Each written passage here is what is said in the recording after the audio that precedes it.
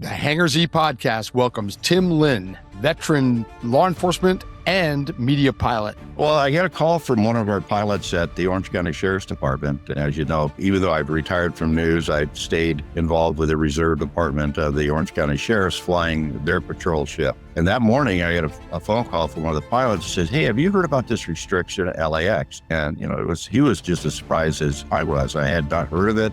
There was no proposed rulemaking. There was no chatter on the different, sources that we all look at. And what happened to him was similar to what you just described, Jack. He flew up to LA to do a recon for a SWAT operation. And when he arrived, he did the normal check-in to come in and take photos. And they said, no, remain clear of Class Bravo. And they asked, how long will that be?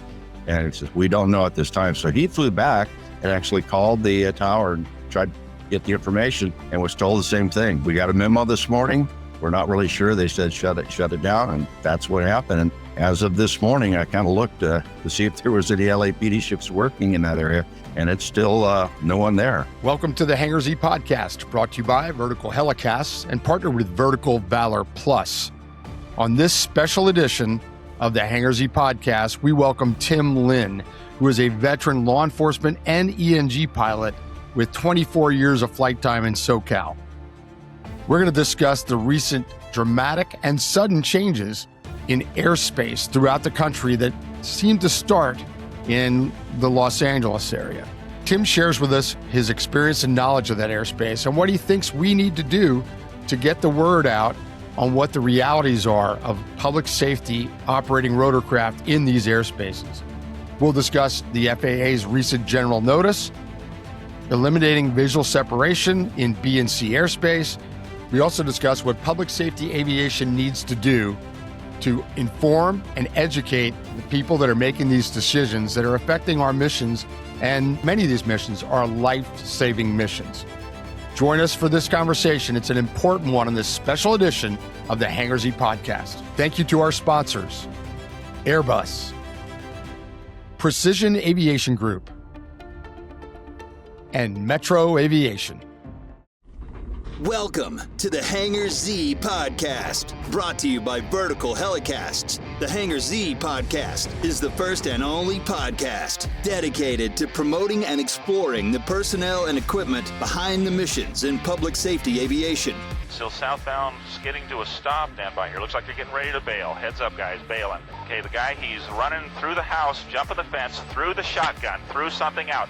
Grabbing the shotgun. Don't go over that fence. Don't go over that fence. Grab the shotgun again. He is armed. Stay there. Hold your position. Welcome to the Hangar Z Podcast, brought to you by Vertical Helicasts and partnered with Vertical Valor Plus. Welcome to this special edition of the Hangar Z. We're going to be covering a current events topic here that's very important to all of our rotorcraft listeners, particularly in the public safety world. I'm your host, Jack Shanley. With me today is the creator of the Hangar Z Podcast, John Gray. John, how are you? Hello, Jack. I'm doing great. Happy to have today's guest list. As you know, he was guest number 2. Yes, on the Hangar Z Podcast, and I still remember this day, the day I called him, standing on the water at Lake Arrowhead, and nervous as heck to get Tim a call and say, "Hey, I have a new podcast. Would you be a guest?" And he joined, so he's back with us today. I'm really, really excited to have him back.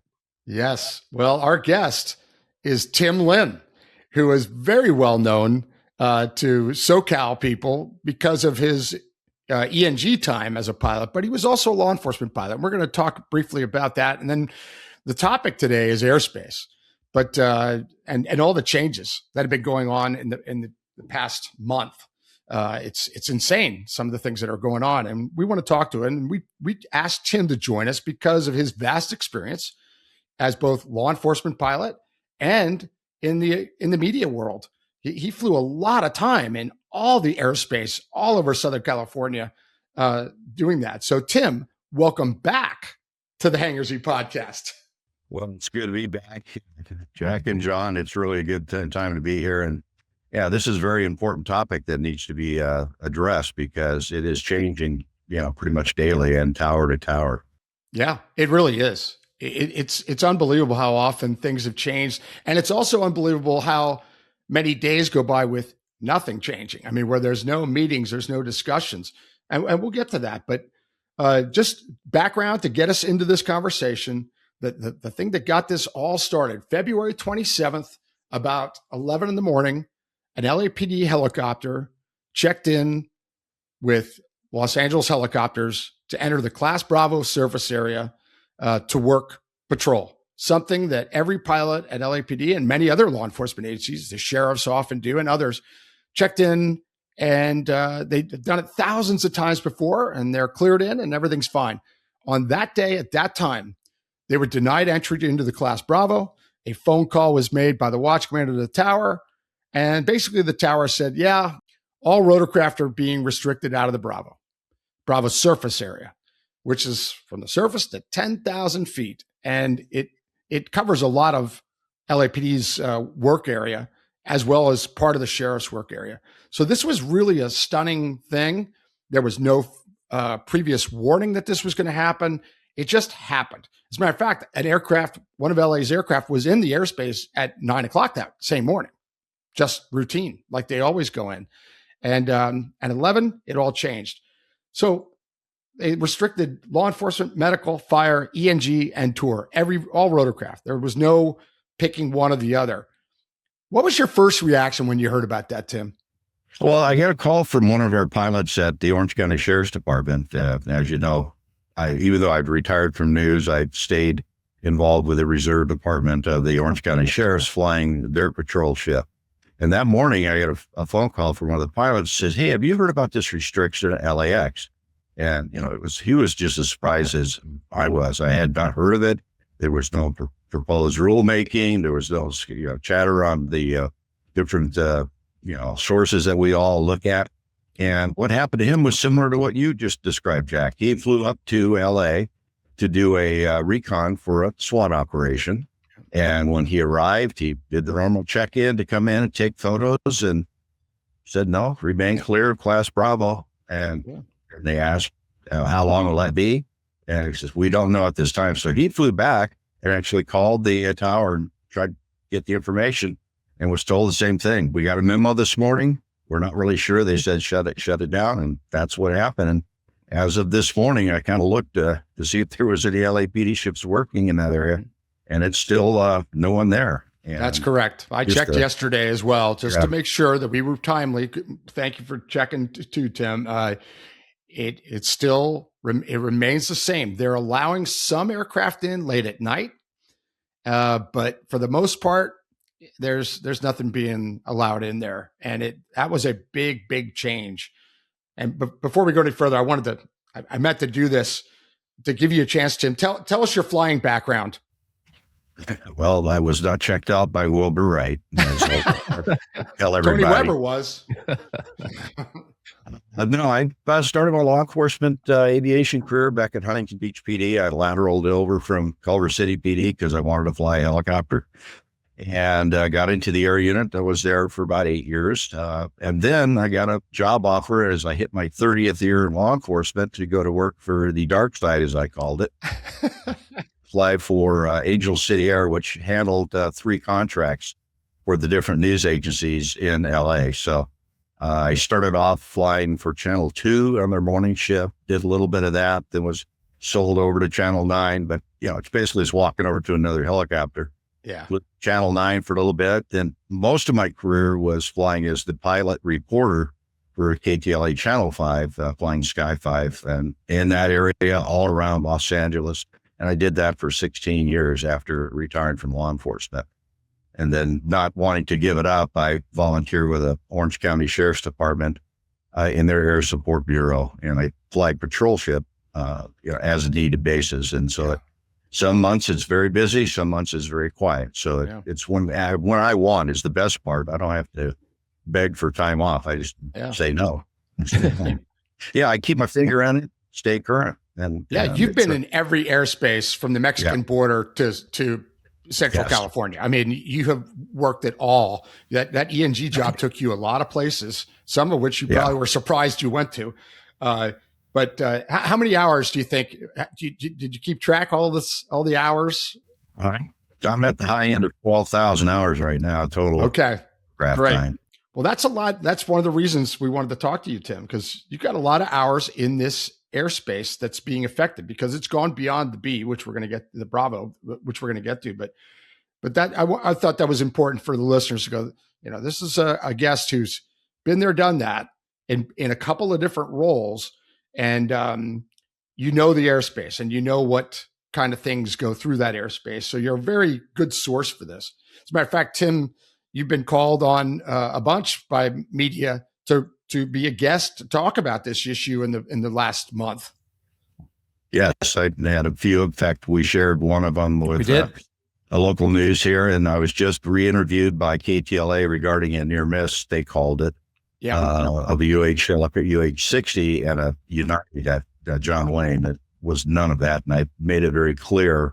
Yeah. And so my 30 minutes of talk turned out to 15 seconds of airtime. So I didn't like the narrative. That's one of the reasons why I don't fly ENG anymore. Yeah. So, but yeah, anytime I can give information out from, a daily experience and having all the background of flying in this area like you, Jack, it's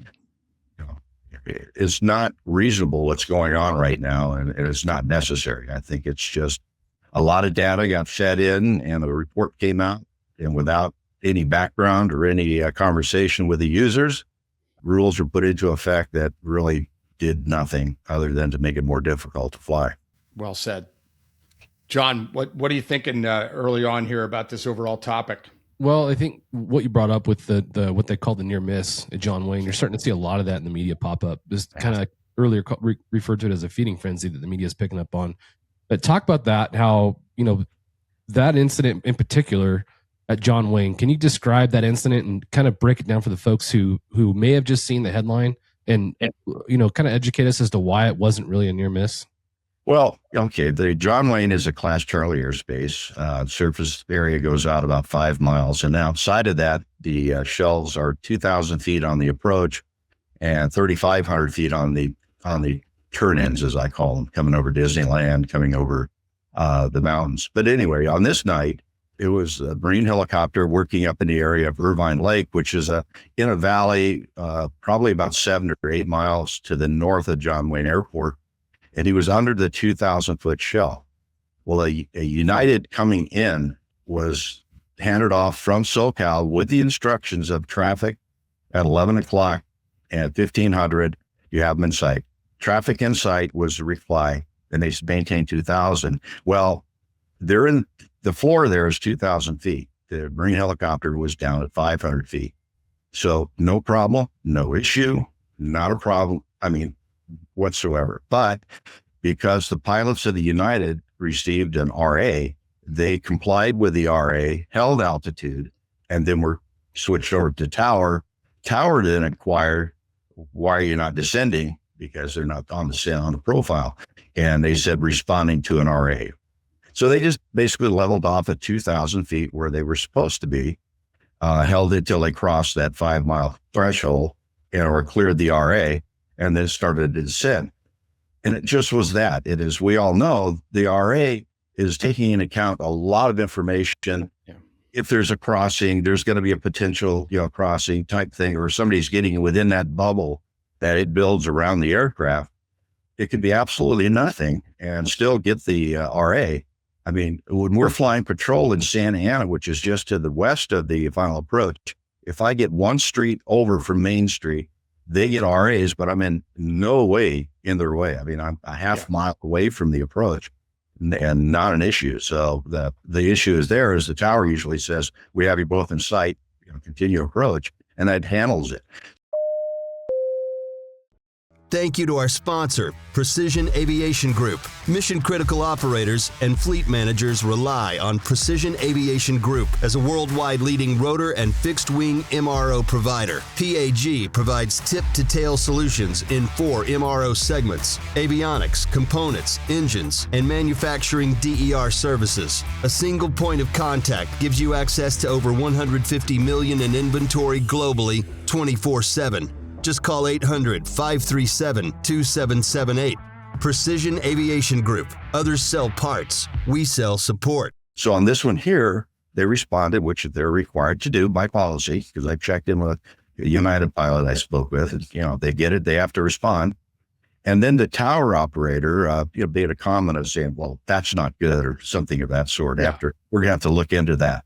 Well, yeah, okay, look into it. But it was absolutely nothing but because it had the word United airliner and at age 60 involved. Mm-hmm. As soon as those buzzwords hooked up, media jump on it and just go nuts. And then they call out every possible incident throughout the United States over the last 15 years. And that's just what the news does.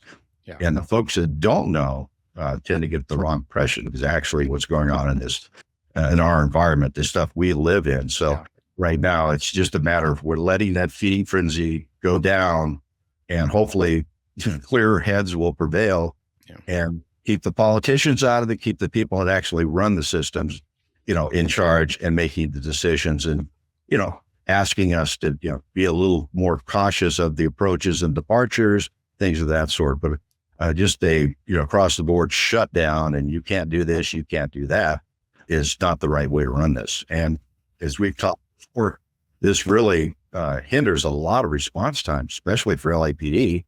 And for us in Orange County, it adds about 10 minutes onto our response time to South County from the airport because we're based at John Wayne. And every once in a while, they allow us to cross midfield, but most of the time we have to fly out and around to get through there. I think that's a really important point there at the end, Tim, about how the people that are using the airspace should be heavily involved in this discussion, and they don't appear to be. The controllers and the rotorcraft pilots have been working together for decades with no incidents. The Class Bravo service here, I can speak directly to that. Decades with no issues. Our relationship with LA Tower was outstanding. It's an incredible relationship. No incidents. And all of a sudden it goes from that to you can't come in. Right. And without discussing it with the users, like you said, very important that has to happen. And the people that are making these decisions, many of them have never been in a helicopter. Number one, they have no idea what a law enforcement helicopter does, or a medevac helicopter, or any helicopter. They just know what happened over the Potomac. That's all they know. And so let's just talk about that for a second. I want to dwell on the Potomac incident, but January 29th, 2025, over a year ago now, a CRJ 700 and a Black Hawk collide over the Potomac. 67 dead. Now, I don't like talking about it, and because it's sensitive. You know what I mean? There's a lot of innocent people lost, and we're not diminishing that at all. That is a tragedy, but we have to learn from it. And that's what we do as pilots. It's what we did as cops. We learn from our mistakes. There was serious errors that were done there. If everybody follows procedure, if that tower is fully manned, if everybody follows practices, procedures, and the rules, that doesn't happen. There is no collision. So, how do we deal with that, Tim? I mean, we're human. There's going to be mistakes, but at the same time, we have to balance our reaction to these sort of things. What are your feelings on that related to the incident over the Potomac? Well, you hit it on the head. Is people follow procedures and established practices, things like that do not happen. And at that case there, a helicopter came out of its proper, route and got in the way of an aircraft that was flying its proper route. So it's basically dumped a left turn on a car that was coming up the road and you got hit. It just was out. And the thing for what we're dealing with here is the shock value of it and the loss of life. And the folks that run the agencies, they reacted to that because I'm sure they were receiving a lot of pressure from the politicians back in DC. It happened right in their front yard. And so now they're getting that, they're reacting. And then, what do we do? And then somebody have heard the story of they dumped a bunch of data into AI and AI kicked out a report. Yeah. And they came up with this, I think you remember, Jack, I think you told me they came out with just an astronomical number of near collisions or near misses or whatever the word of the day is at LAX with helicopters. I'm thinking, man, been here a lot of years. I don't remember any of that. Yeah. All I can think is that, we're flying in the surface area 900 feet below. Jets are going over top of us, 15, 12, whatever their altitudes are going through. And I'm thinking that the little RAs that happen that you never hear about. Yeah. Somebody catches an RA, going over the top of you while you're working the perimeter. You never hear about it, but the tower hears it, and somehow that data gets registered. So maybe all that data got put into a system and just. I agree. I agree. I think that's what happened too. All right. And so how many RAs have I had that I never even knew of because I hundreds probably. One story, I was working, and like I said, I kind of like a cat. You find me everywhere. I was flying for Hawthorne PD for a short time. And I was flying a foot pursuit of a 459 suspect, and right off the departure end of Hawthorne Airport. I mean, I was right down the chute, 300 feet, chasing this guy over Hillsdale. And Hawthorne Tower comes on and goes, "Hey, Air 55, LAX wants you to move." Sure. I'm not in their airspace. Do you want me to move? Negative. I'm just passing the information that apparently you're crossing RAs. Well, what was happening is every time I turned north in that orbit, I was pointing that way. I was going at a speed that computer saw and said, "Oh my gosh, this helicopter's going to hit you." It goes away as soon as I continue through. Right. Basically, I said, advise LA unable. Yeah. And he's funny as to these tower guys. He goes, "Well, I did my job." And that's the thing that the relationships we have with the towers and the operators that are in those towers is great. I mean, the Santa Ana Tower right now, they're doing everything they can to help out and to stay within their rules and policies that laid down to them, but they're doing their best. And how many times have we dealt with LA Tower when you have 9 helicopters on a pursuit running through the surface area? Right. And then up in Burbank is unbelievable when you get one up there, because they're coming in 8 and they'll move you out of the way, bring you back in, move you out of the way, bring you back in. Person is going, leave, go away. They do their best. And I always praise those controllers, the jobs they have and the responsibilities they have. And then the character to be able to help when they can help. But right now, everything is so in flux and moving around every day. It's a guessing game what's going to happen when you pull pitch. It is. And John and I talk about it all the time. I know you're about to talk here, John, about the professionalism of our controllers that we have met over the years. And all three of us have met hundreds and hundreds of controllers from all over the place. They have one of the most challenging, difficult jobs on the planet. 99.9% of the time, they are on the mark. I mean, they're really professional, but they are understaffed, right now, nationwide, kind of like police departments. And they're doing the same amount of work with less, and that doesn't help them at all. But John, go ahead. You had a thought. Well, I was just going to talk about the efforts we've put in place to educate the controllers as to what it means when we're a mile away from the departure or arrival corridor, or even a half mile, Tim, like you'd mentioned where you're flying. I know firsthand, taking a controller up on a flight, we were a mile north of the departure corridor, and the controller that was in the back seat was shocked at that visual picture that he had as compared to what he's seen in the radar. So I think that the education that we've put in place has been really helpful for these relationships and for our operating practices. One thing that's frustrating to me when you look at the FAA's own website, the news article that came out talking about this new rule restricting VFR practices in the Class B and Class C airspace, they say that after the DCA mid-air collision, they used AI tools, and I'll put that in air quotes, to evaluate all these RAs and these different things that have taken place. So go back to all the educational steps we've put in place over the last 20 or 30 years. That all gets thrown out the window because now AI is looking at this data, unobjectively. It's frustrating to understand, or the lack of understanding surrounding what's truly happening. So just the AI part of it's a bit frustrating. It is. And it goes back to what you started with, Tim, saying the user, the controllers and the pilots need the voice, not an AI, not data. They can manipulate data any way they want, but it just doesn't, it's missing the human factor of all of this, where we can work together. We have been. I mean, those jets haven't changed their approach into LAX in decades. Helicopters have been at or below 9 or 100 for decades, and there's been no issue at all, none. And but yet here we are, not completely restricting access, and it's life-saving missions that are being denied. Medevac having to go way around to go on their way to Children's Hospital with a critical. They have to go way outside the Bravo to get to the hospital now. Law enforcement for LA, 50% of the work is in 4 police divisions in the Bravo surface area. That is a big hit, The media ships, they go through there every single day on all sorts of news stories. It's just an overreaction. And it's, right. And I agree, John, AI is, they're listening to an AI model instead of talking to us. They should be talking to Tim. They should be talking to us. They should be talking to pilots all over the country and saying, what are your thoughts on this? How can we make this better without banning it? Can we get better? I think all three of us would agree it can be better, but it doesn't have to be restrictive. Talk about that, Tim.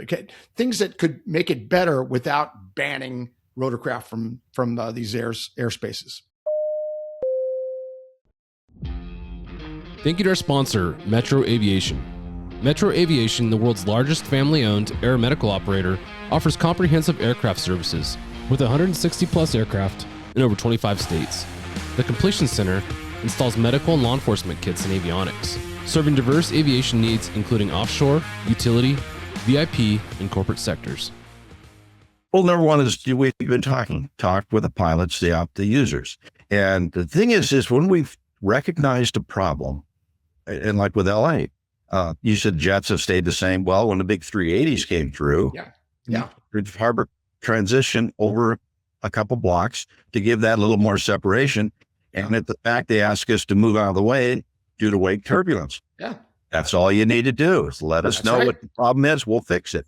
And going to E and G in the Bravo area, most active part of LA is down in the south at those 4 divisions, and the pursuits, if they're going to happen, are pretty much going to happen there.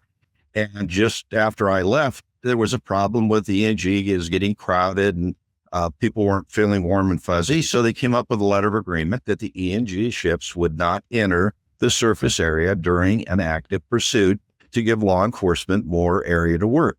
Everybody agreed, everybody flexed and did that. I mean, so you recognize a problem, you talk about it, and you fix the problem locally. That's right. Now, if there is RA problems coming into LAX, let's talk about that and maybe change the RA profile to a point to where in the surface area of that point, change the parameters to where it doesn't pick up the helicopters that are no threat whatsoever or aircraft are no threats whatsoever. I guarantee you people moving at 600 knots, they're going to cover a lot more ground. But you have rotorcraft running at 60 knots. It's going to take a long time to get where it needs to be to cause a problem. But, it's just all communication and spitting out a report and going, hey, AI, write me a report. Yep, here's my report. Absolutely no background basis or research on it other than, junk in, junk out, as we talked about computers when they first started. So, unfortunately, AI is a new thing. People don't really know how to use it. And unfortunately, somebody did that. And like I said, politicians are right in the middle of this. And I'm sure because of the proximity, as I said earlier, it was in DC. So it's something they talk about. So, and proof of that, a month before early February, the sheriffs and LAPD both went with LA Tower, had a meeting about new letters of agreement. And guess what the topic was? More separation. And they left that meeting going, that's great. They were communicating the way you're talking about. Right. And all parties left that meeting going, we're going to change some things and it's still going to be fine. We're going to work in the same areas, but we're going to be at or below 700 certain places. Or we won't go south quite as far, like streets, like you mentioned, Tim, not going south of Florence or south of Slauson or whatever. So the communication was there. Then February 27th comes along and it's no communication because they're depending on AI now and a model that's been kicked out. And there wasn't a meeting you would think that there would have been a meeting the next day. Oh, no, it was days. And then nothing comes out of that meeting. The next day, they have another meeting. Nothing comes out of that meeting. Here we are now, a month later, and nothing has changed for the most part because they're depending on something other than pilots talking about what can we do and controllers talking about that. So that kind of brings us up to the FAA general notice that Secretary Sean Duffy announced about a week ago, a little bit more than a week ago, affecting B and C airspace. So Bravo and Charlie airspace is now affected, and it's pretty much gotten rid of visual separation and gone to radar control. Talk about that general notice and your view on what you saw there and how it affects the big picture of things. Well, 75% of it changed absolutely nothing. All it says is, I can't say I have visual contact, will maintain visual separation like we always did. Right. You can't say that anymore. Now it's, I have them in sight, period. And now you cannot fly under the approach, over the approach, cross midfield, under the departure, anywhere. So it limits the ability to get from one side of the airport to the other. Taking out that midfield crossing is not necessary. Where are the aircrafts at midfield? They're on the ground. Yeah. Well, go around. Yeah. At that point, you're watching, you have that aircraft in sight. They announce a go around. Helicopters can turn very quickly or can stop. Not a problem. It's just that they're taking a very general thing and running with it and making this blanket rule that really doesn't change a whole lot other than a few places where you can operate underneath that approach or over the approach. But other than the radar separation, yeah, okay, the tower is going to have to put a bigger workload on their people in there with less and try to keep that magical, maybe 2,000 to a half mile separation, whatever the parameters are that they want to do. Now that our operator is going to have to keep an eye on that helicopter, make sure he doesn't get into that magic area on either side of the approach, even though we're able to do that and work very closely with that and never cause a problem. So all you're doing is put a lot of strain on a system that's already strained. And when you start doing that, things happen. And you take you take it away from the pilots to be able to do their jobs, because we're not just out there flying around in circles, sightseeing. We're doing a very important job in law enforcement. The medical side, getting people to hospitals, getting organs. I mean, people don't realize organ transplants involve helicopters a lot of the time, getting someplace direct for the viability of that organ. Yeah. So you have that as well as fire and rescue type things. So it for us is just really a problem not being able to cross over midfield, just a simple thing. Yeah. Unfortunately, fortunately, our controllers are allowing it every once in a while. But John Lynn is so busy, that little window that you can get through there is not open very much. So we need to work on that. On the visual separation thing, I didn't tell Tim or John I was going to ask him this, but I know because I'm that confident that of how you're going to answer. So Tim, if you were told about traffic and you have a visual on them prior to all this, and you said traffic in sight, maintain visual separation, what percentage of certainty were you when you said that to the tower? What percentage of certainty did you have that was the aircraft that they were talking about? If you replied, I have that traffic and I'll maintain visual, what percentage of certainty was it? Well, I had the luxury at LA or at Santa Ana. I only had one approach versus 4 going into LA. But I was very certain that they would call what aircraft it was, what the brand name it was, and you recognize it. And and then if I was unsure, I would say confirming he's over orange or over 5 miles out versus 2 miles out. Yeah, I know that when they call it, I know where he's supposed to be, and there's an aircraft in that area. That's my aircraft. And then I verify by color and size and things of that sort. Exactly. John, same thing? Yeah. 100% certainty for me in Ontario. We had one arrival corridor, one departure corridor. So it was very clear what I was looking at and where the traffic was coming from. So yeah, same as Tim. Yeah. Said that. We all said that thousands of times. Traffic in sight, maintain visual separation, because we knew. I'm 100% certainty too. If I wasn't sure, Tim described it perfectly. You inquire, verify this. What airline is it? Where are they at? But you didn't just say it. Now let's go back to the Potomac again. We're critiquing people that have left us, and it's sensitive. I get it, but we have to learn from it. And the fact is that early on in that incident, they were asked, "Do you have that traffic in sight?" The helicopter pilots were asked, "Do you have this jet in sight?" And they said, "Traffic in sight, maintain visual separation." I'm sorry, but that was false. The proof is they hit that jet. They did not have a visual on that. They were not 100% certain. They thought they did, but they did not have that traffic in sight. Otherwise, they wouldn't have hit it. So that's why this is important, that if we do our jobs and we don't reply, "Oh, I have that traffic," unless we're 100% certain, this system works. It does. It's worked for a long time. And that really bothers me a lot. Somebody would say, "Oh, I got that traffic," when they're not 100% sure. That's not right. Talk about that, Tim.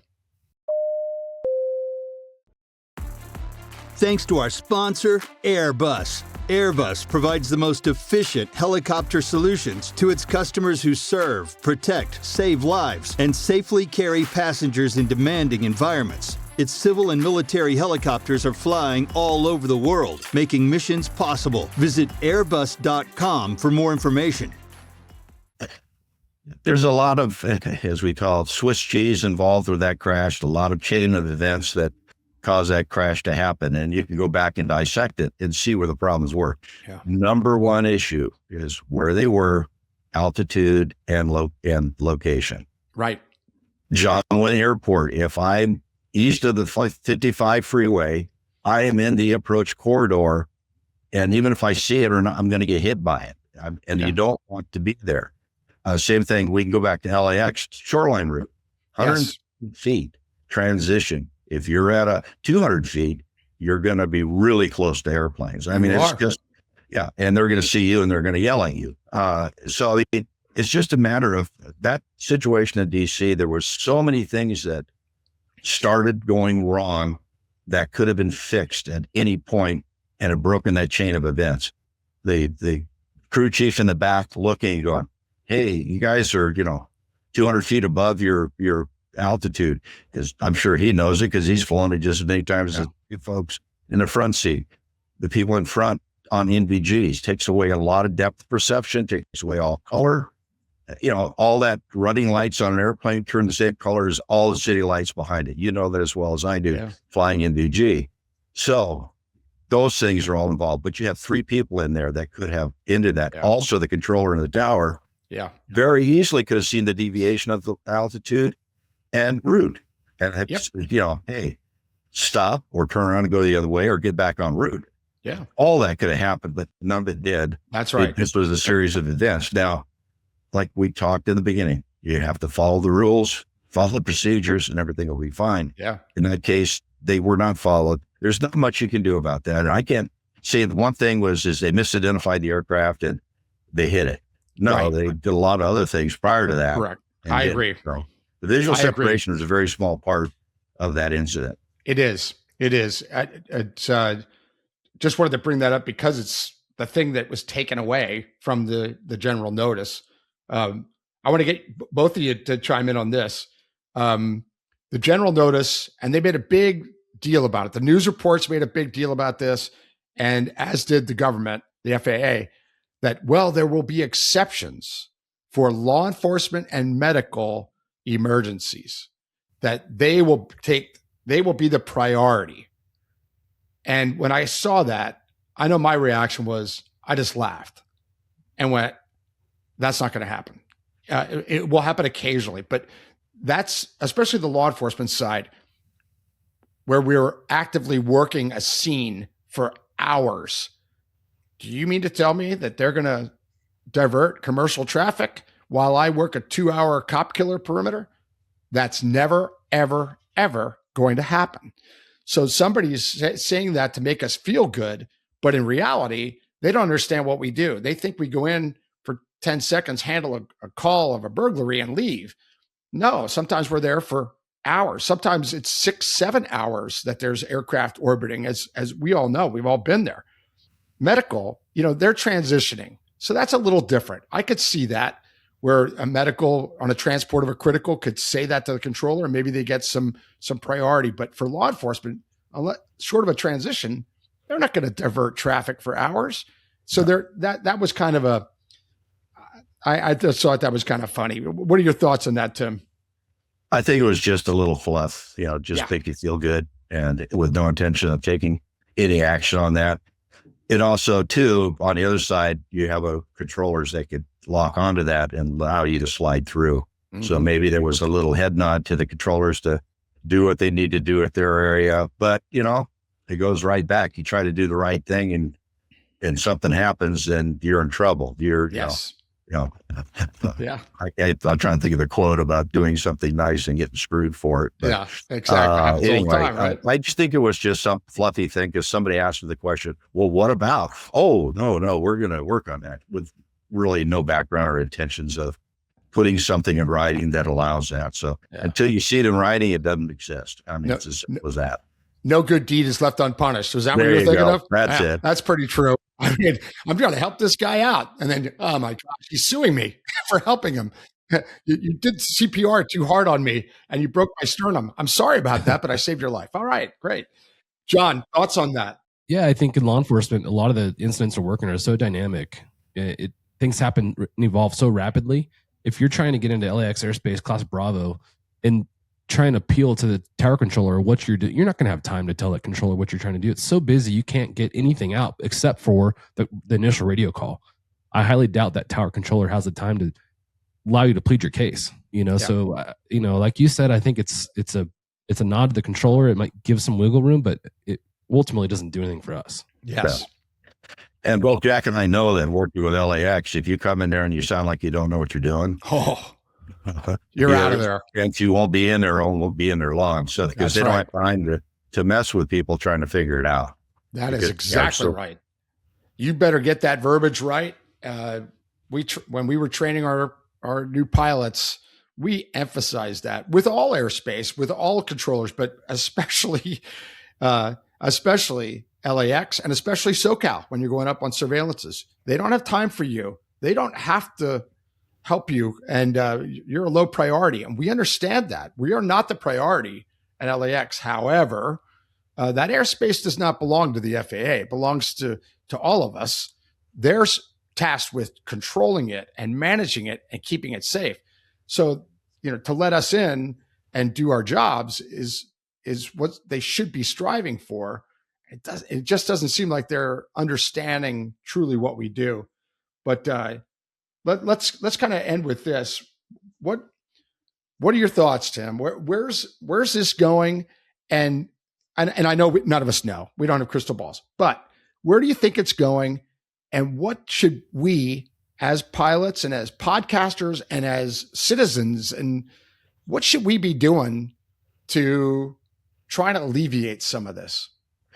Well, things like this, having podcasts and talking about it, having people actually working the system talk about it versus somebody guessing, getting the major organizations, the AOPA, the VAI, or whatever it's called now. We used to be API. VAI. Yeah. And APSCOM getting in there and contacting the representatives that they've worked on for so many years to have that line of communications and get people in to testify to this, or just have a sit-down meeting with somebody who are making these rules, and they try to explain what's going on and how it actually is. Most of it is not changing much, but some of it is changing a lot. Yeah. And with that happening, with all the uncertainty, you have a lot of folks out there trying to use a system that you don't know the rule books on anymore. So it's a guessing game. And the other day when I took off, okay, what am I going to do today to get out of here to go that direction? and you pull up and ask for something and see what they give you. And that's not a way to run an operation. You need to know where you're going to go and how they're going to send you before you go. So you knew exactly what was going to happen before all this. You knew exactly what they were going to allow, what they were going to say, where you were going to go. And now it's like, well, let's see what happens today, partner. Yeah, that is no way to do business is exactly right. Yeah. John, where do you think it's going? What do we need to continue to do?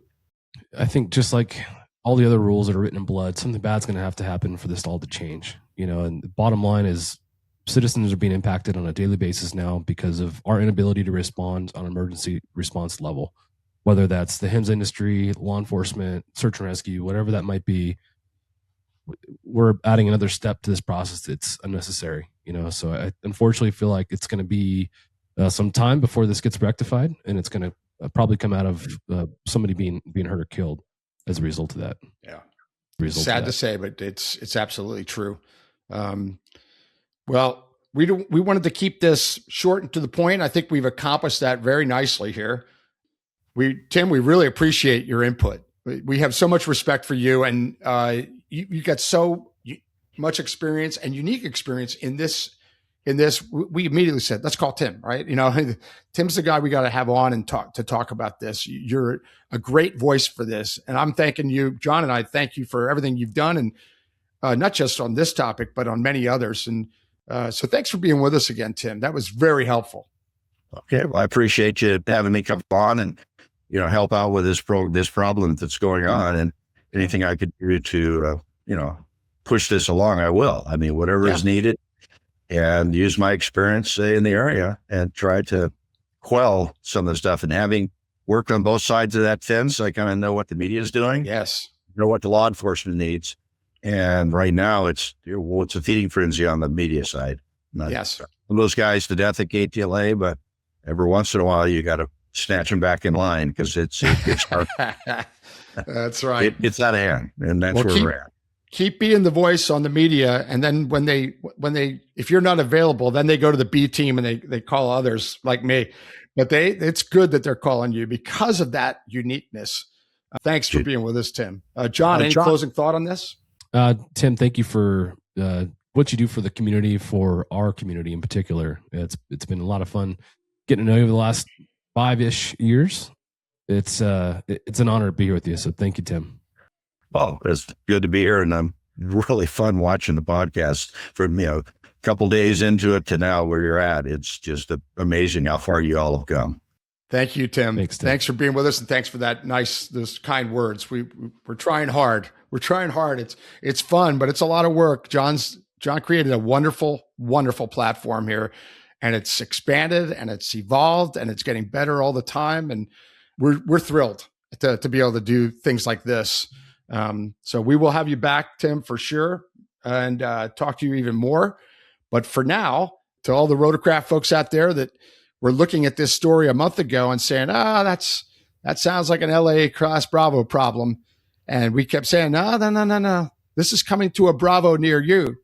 Guess what? It's a Bravo and Charlie near you now. So it's everybody's problem now. We have to get together as a voice. And I agree. VAI, APSCON, APSA need to be very strong on this. This could go the wrong direction very easily. And the sooner we get together and have a strong voice to be heard and to balance this a little bit, keeping safety as the priority, which we all do it, it can be done. So I'm glad that we were able to do this for a few minutes and get that perspective out. Let us know what you think. To our viewers and to our listeners, let us know what you think. And if you have some other stories or examples, let us know what they are, or some people that you think we should have on to talk to about this. We'd really want your input because this is an important topic. So with that, everybody stay safe, and we'll catch you the next time on the Hangar Z Podcast. Thanks for joining us for this episode of the Hangar Z Podcast. Don't forget to like and subscribe to hear more stories that promote the personnel and equipment behind the missions in public safety aviation. Lastly, stand by for a message after a word from our sponsors. Cheers. Thank you to our sponsor, Metro Aviation. Metro Aviation, the world's largest family-owned aeromedical operator, offers comprehensive aircraft services with 160-plus aircraft in over 25 states. The Completion Center, installs medical and law enforcement kits and avionics, serving diverse aviation needs including offshore, utility, VIP, and corporate sectors. Thanks to our sponsor, Airbus. Airbus provides the most efficient helicopter solutions to its customers who serve, protect, save lives, and safely carry passengers in demanding environments. Its civil and military helicopters are flying all over the world, making missions possible. Visit airbus.com for more information. Thank you to our sponsor, Precision Aviation Group. Mission-critical operators and fleet managers rely on Precision Aviation Group as a worldwide leading rotor and fixed-wing MRO provider. PAG provides tip-to-tail solutions in 4 MRO segments: avionics, components, engines, and manufacturing DER services. A single point of contact gives you access to over 150 million in inventory globally, 24/7. Just call 800-537-2778. Precision Aviation Group. Others sell parts. We sell support. Thank you for joining us for this special edition of the Hangar Z Podcast. John and I feel very strongly about sharing these special edition podcasts when important issues come up in current events. And that certainly is happening right now with the airspace issues throughout the country. What started as a small issue in Los Angeles has grown now nationally, based on the FAA general notice of about 10 days ago. We hope you were informed. We hope this motivates you to get involved. Let us know what's happening in your area with your airspace, and we'll try and keep you informed on what's happening from our perspective and from the information we get from our friends across the country. Stay safe, and we'll catch you the next time on the Hangar Z Podcast.